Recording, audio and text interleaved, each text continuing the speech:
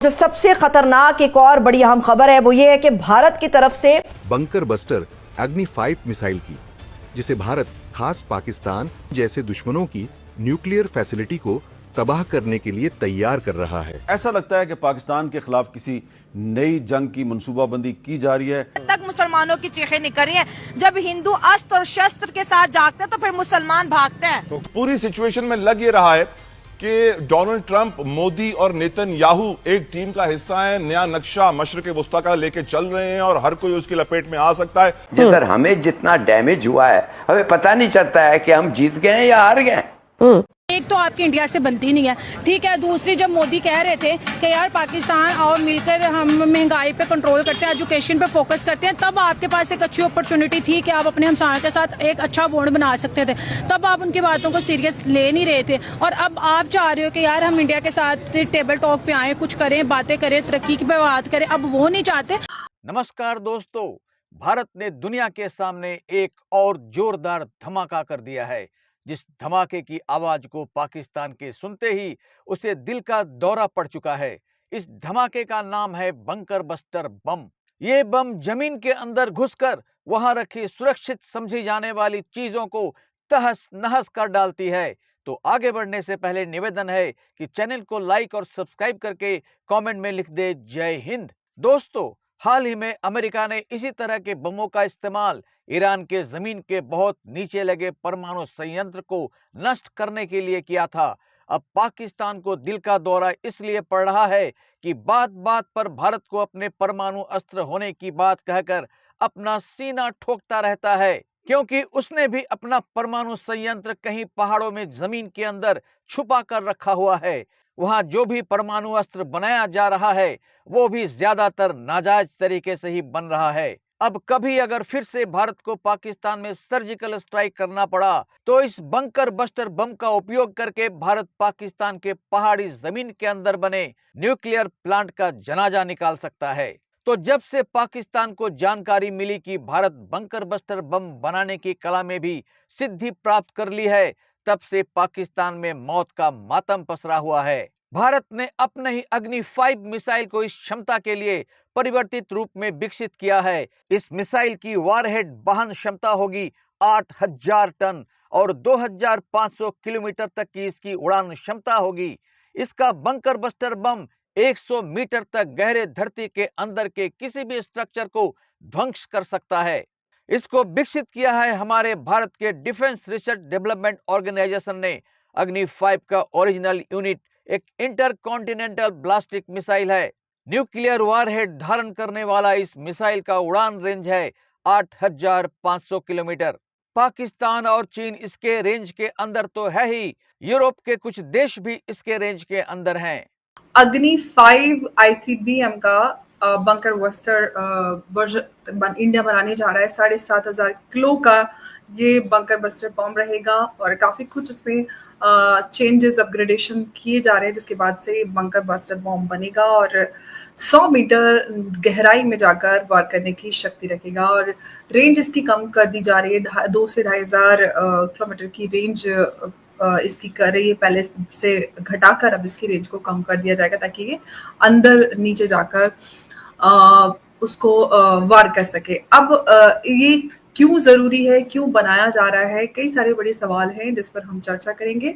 और चर्चा करने के लिए हमारे साथ मौजूद है उमेश जी, क्योंकि हमने देखा है कि ईरान को लेकर भी जो बंकर बस्टर बॉम्ब बनाने की जो उस पर टारगेट करने की मिलिट्री और जो न्यूक्लियर इंस्टॉलेशंस है उनको टारगेट करने में इजराइल असमर्थ था, जिसके लिए अमेरिका की जरूरत पड़ रही थी इजराइल को। और अब भारत भी अपना बंकर बस्टर बॉम्ब बनाने जा रहा है। बड़ी ये डेवलपमेंट है, समझने की कोशिश करेंगे उमेश जी से। बहुत बहुत स्वागत है आपका। जय हिंद, नमस्कार। जय सिया राम अंबर जी। जय सिया राम। उमेश जी, बड़ा डेवलपमेंट है, अग्नि 5 ICBM बंकर बस्टर बॉम्ब बनाने जा रहा है इंडिया और काफ़ी कुछ इसमें बदलाव हो रहे हैं, जिसके बाद से इसको ये एक नया वेरिएंट तैयार किया जाने वाला है। सबसे बड़ा सवाल, हमें कितनी ज़रूरत है इस बंकर बस्टर बॉम्ब की, उद्देश्य, ये सारी बातें मैं आपसे जानना चाहूँगी। देखिए, ये जो अग्नि मिसाइल है ये इंटरकॉन्टिनेंटल बैलिस्टिक मिसाइल है जिसके अंदर इसकी रेंज बताया जाता है 5000 किलोमीटर की है। अब इसके अंदर आपने जैसे बताया है, इसका भारत अभी बंकर बस्टर वेरिएंट बनाने वाला है। इसकी जो मारक क्षमता है, इसकी जो रेंज है, वो 5000 किलोमीटर से 2500 किलोमीटर कर दी जाएगी।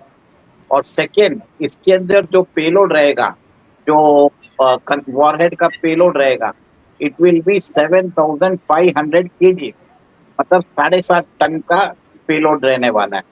और बताया जाता है कि ये मिसाइल जो है, अगर ये दुश्मन के ऊपर डाल दिया जाए, 100 मीटर डीप जाके एक तरह से सारी फैसिलिटी दुश्मन की, उनके command centre, testing facility, nuclear जो भी उन्होंने रखा है, सब ध्वस्त हो जाएगा। तो भारतीय सरकार ने इसका फैसला लिया है कि अभी उनको बंकर बस्टर बॉम्ब रखने की जरूरत है। और ये क्यों जरूरत है, ये आपको मैं बताना चाहता हूँ, क्योंकि सबको मालूम है कि हमारे पास न्यूक्लियर मिसाइल्स है, फिर हमें ये बंकर बस्टर जरूरत क्या है। आप ये समझ लीजिए, न्यूक्लियर मिसाइल जो होती है वो सिर्फ शोपीस के लिए होती है, उसके लिए यूज नहीं किया जाता।